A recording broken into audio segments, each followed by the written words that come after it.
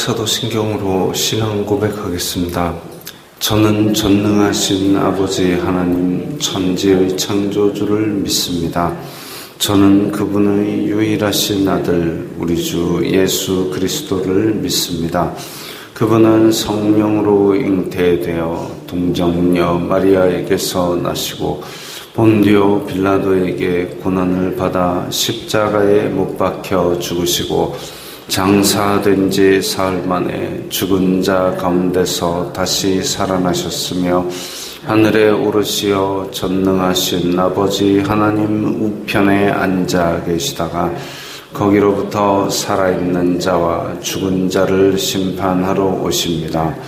저는 성령을 믿으며 거룩한 공교회와 성도의 교제와 죄를 용서받는 것과 몸의 부활과 영생을 믿습니다. 아멘. 거룩하신 아버지 하나님 감사합니다. 간밤에도 편히 쉬게 해주시고 새벽에 기도하는 자리에 불러주시니 감사합니다. 이 시간 저희들 마음 중심으로 주님을 경외하게 하여 주시옵소서. 예수님 이름으로 기도드리옵나이다. 아멘. 찬송가 413장입니다.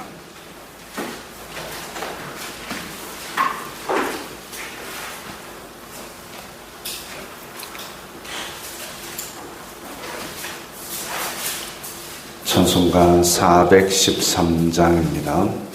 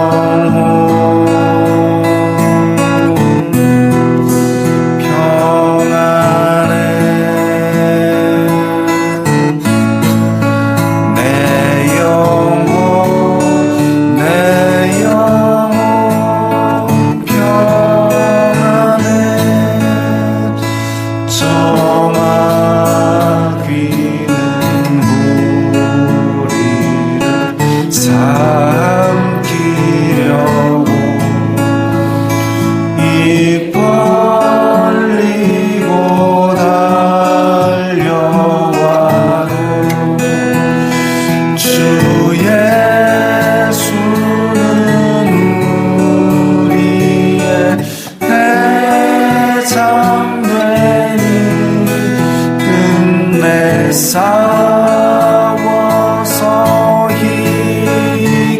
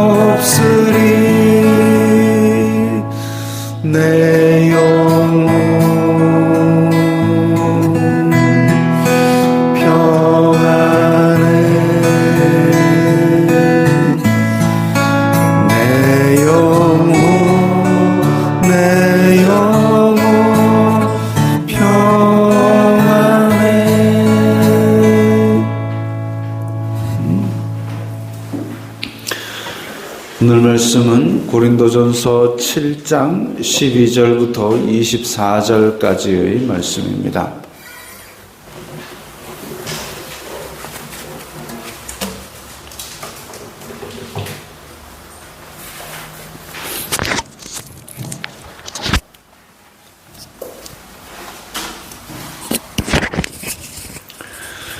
고린도전서 7장 12절부터 24절까지의 말씀 함께 읽겠습니다. 그 나머지 사람들에게 내가 말하노니 주님의 명령이 아니라 만일 어떤 형제에게 믿지 아니하는 아내가 있어 남편과 함께 살기를 좋아하거든 그를 버리지 말며 어떤 여자에게 믿지 아니하는 남편이 있어 아내와 함께 살기를 좋아하거든 그 남편을 버리지 말라. 믿지 아니하는 남편이 아내로 말미암아 거룩하게 되고 믿지 아니하는 아내가 남편으로 말미암아 거룩하게 되나니 그렇지 아니하면 너희 자녀도 깨끗하지 못하니라. 그러나 이제 거룩하니라. 혹 믿지 아니하는 자가 갈리거든 갈리게 하라. 형제나 자매나 이런 일에 구애될 것이 없느니라. 그러나 하나님은 화평 중에서 너희를 부르셨느니라. 아내된 자여 내가 남편을 구원할는지 어찌 알 수 있으며 남편된 자여 내가 내 아내를 구원할는지 어찌 알 수 있으리요.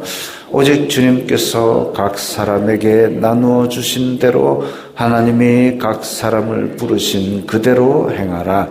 내가 모든 교회에서 이와 같이 명하노라. 할례자로서 부르심을 받은 자가 있느냐 무할례자가 되지 말며 무할례자로 부르심을 받은 자가 있느냐 할례를 받지 말라. 할례 받는 것도 아무것도 아니요 할례 받지 아니하는 것도 아무것도 아니로되 오직 하나님의 계명을 지킬 따름이니라. 각 사람은 부르심을 받은 그 부르심 그대로 지내라. 내가 종으로 있을 때에 부르심을 받았느냐 염려하지 말라. 그러나 내가 자유롭게 될 수 있거든 그것을 이용하라. 주님 안에서 부르심을 받은 자는 종이라도 주님께 속한 자유인이요 또 그와 같이 자유인으로 있을 때에 부르심을 받은 자는 그리스도의 종이니라.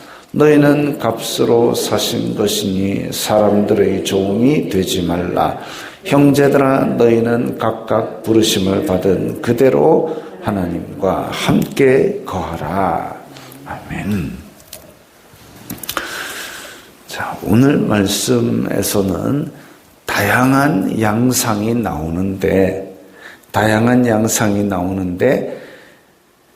여기에 대해서 이는 주님의 명령이 아니다라는 전제를 이미 깔고 있습니다. 주님의 명령이 아닌데 바울이 어떤 상황들에 대해서 권면을 하고 있고 그 결론적으로는 부르심을 받은 그 부르심 그대로 행하라 라고 했는데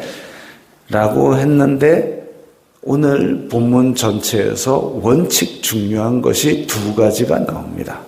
그 첫 번째가 15절에 그러나 하나님은 화평 중에서 너희를 부르셨느니라. 화평 중에서 너희를 부르셨느니라. 이게 오늘 보아야 될 첫 번째 핵심입니다. 하나님은 화평 중에서 너희를 부르셨느니라. 그리고 두 번째 핵심은 19절 끝에 있는 오직 하나님의 계명을 지킬 따름이라. 이 두 가지는 대원칙입니다. 대원칙이고 예수님 믿는 성도들이 지켜야 될 내용. 하나님은 화평 중에 우리를 부르셨고 하나님의 계명을 지키는 것, 이것이 가장 중요한 일입니다. 그래서 그 밑으로 있는 것들은 그렇게 중요하지 않기 때문에 부르심을 받은 그대로, 받은 그대로라는 얘기는 이 사람이 종으로 있을 때 아니면 이 사람이 할례자로 있을 때 그때 부르심을 받았으면 그냥 그대로 있어도 된다라는 얘기죠. 중요한 게 아니다. 부부건 할례자건 종이나 자유인이건 그건 중요하지 않다. 우리는 하나님께서 화평으로 부르셨고 하나님의 계명을 지키는 것이 중요하다. 이 대전제 속에서 오늘 본문을 이해할 수 있습니다. 그래서 믿지 않는 아내가 있다. 배우자가 믿지 않는다. 자기는 믿는다. 굳이 그거를 이혼하려고 하지 말고 그 사람이 야, 너 예수님 믿게 됐어. 이혼해. 라고 하지 않는 한은 굳이 갈라서려고 하지 말라 이거죠. 많은 지금 한국 교회 성도들 중에서 이 배우자가 교회를 안 다니는 것에 대해서 굉장히 힘들어하면서 가정의 화평은 스스로 깨는 분들이 있습니다. 아이고 저 사탄의 자식, 자기 배우자인데 저 사탄의 자식 이러면서 죄인 취급하고 벽을 쌓고, 그럼 배우자가 전도가 되겠습니까? 배우자 전도는 둘째치고 그 가정이 평화롭고 아름답고 화평이 이루어지겠습니까? 그건 아니잖아요. 그저 집안에서 내가 예수님을 믿었는데 상대방은 예수님을 안 믿는다. 그럴수록 우리가 더 잘해야죠. 하나님은 화평 중에서 우리를 부르셨기 때문에 야, 이 사람이 예수님 믿더니 우리 집안을 더 천국으로 만들었네. 이렇게 되어야 혹시 이 사람이 야, 나도 그럼 교회 갈게. 이렇게 할 가능성이 한 푼이라도 있지 않겠습니까? 그 얘기죠. 근데 지금 예수님 믿는다 해가지고 배우자랑 갈라서려는 사람들이 있었던 모양입니다. 근데 만약에 여전히 같이 살기를 원하거든 갈라서지 말아라. 그런데 15절에 믿지 않는 배우자가 난 너 예수님 믿는 너랑 같이 못 살겠다 라고 하면 알아서 잘 가. 이렇게 하라는 얘기죠. 중요한 건 그게 아니고 그로 말미암아 복음을 전할 수 있고 화평한 가정이 되는 것, 왜냐하면 하나님께서 가정을 세우셨기 때문에 그 가정을 지키는 그 범위 안에서, 그래서 이것은 주님의 명령이 아니라 사도 바울의 권면인데 그대로 있어라. 결혼한 거, 안 한 거, 배우자가 예수님을 믿는 거, 안 믿는 거, 그게 중요한 게 아니라 첫째 대원칙 하나님은 화평 중에 부르셨다. 그다음 두 번째 대원칙 하나님의 계명을 지킬 따름이라. 그 아래서 부르심을 받은 대로 그냥 사는 겁니다. 안 믿는 사람이랑 결혼한 상태면은 그냥 그대로 사는 거죠. 그렇게 해서 그것을 권한 이유가 뭐냐? 아내된 자여 남편을 구원할는지 어찌할 수 있으며. 그래, 믿는 사람이 그 가정에 들어옴으로 말미암아 가족의 구원을, 그로 말미암아 복음이 들어갈지 누가 알겠느냐 이거죠. 세계 전도를 하겠다고 세상을 바꿔놓겠다고 하는데 당장 같이 사는 가족에게도 천국을 이루지 못하고 이 복음의 걸림돌이 된다면 그 복음은 누구한테 전할 수 있겠습니까? 내가 천국이 안 이루어지는데 남한테 가서 야, 니 그래 살면 안 된다 이렇게 하면 누가 그걸 받아들이겠습니까? 그런 의미에서 하나님은 화평 중에 부르셨느니라, 하나님을 계명을 지킬 따름이니라. 그 부르심을 받은 그 모습, 거기에서부터 천국을 하나하나 이루어 나가라 이겁니다. 그와 똑같은 맥락으로 18절에 할례자로서, 유대인인데 할례를 받았다. 근데 바울은 할례자나 무할례자나 아무것도 아니라 그랬습니다. 유대인이면 어려서부터 할례를 받을 수 있죠. 굳이 무할례자로 다시 돌아올 필요 없습니다. 유대인이면 할례 받은 대로 살면 됩니다. 근데 이방인인데 아이고 예수님 믿으면 할례 받아야 된다며 하고 할례 받으러 애쓰지 않아도 됩니다. 왜? 예수님의 복음에는 할례가 없거든요. 할례자든 무할례자든 자기가 부르심을 받은 그 상태에서 복음을 지키고 화평 중에 부르신 하나님을 바라며 하나님의 계명을 지키고 그게 중요한 것이지 할례자냐 무할례자냐 그건 아무런 의미가 없다. 마찬가지로 종으로 있을 때에 부르심을 받았냐.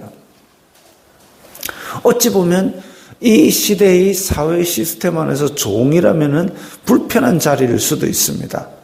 그러나 이 사회, 이 시대에서는 내가 종일지 몰라도 예수님을 믿는 복음 안에서는 내가 온전한 자유인이기 때문에 그래서 종으로 있든 자유인으로 있든 나는 아무런 상관없이 내 마음속에 천국이 이루어졌고 내가 가는 곳마다 예수 그리스도의 천국이 이루어진다면 굳이 종으로 있는 것에 대해서 괴로워하거나 탈피하려고 애쓸 필요는 없다. 그러나 종으로 될 수 있는 기회가 있거든 그건 쓰라 그럽니다. 왜?